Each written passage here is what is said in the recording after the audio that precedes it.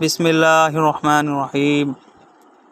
عامر بن ثابت جو اسیرم کے لقب سے مشہور تھے، ہمیشہ اسلام سے منحرف رہے۔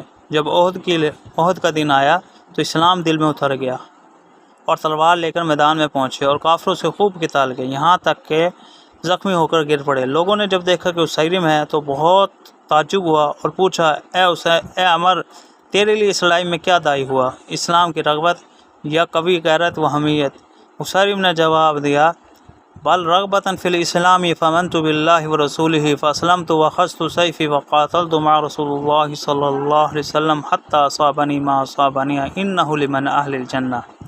ترجمہ: بلکہ اسلام کی رغبت دائی ہوئی، میں ایمان لایا اللہ پر اور اس کے رسول پر، مسلمان ہوا اور تلوار لے کر رسول اللہ صلی اللہ علیہ وسلم کے ساتھ آپ کے دشمن سے قتال کیا، یہاں تک کہ مجھے یہ زخم پہنچے اور یہ کلام ختم کیا اور خود بھی ختم ہو گئے۔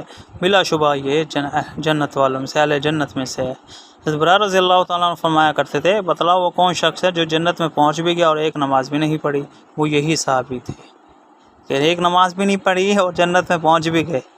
تو اللہ پاک ہم سب کو ہمارا خاتمہ ایمان پر فرمائے اور ہمیں جنت الفردوس میں ہمارے ٹھکانے بنائے، آمین۔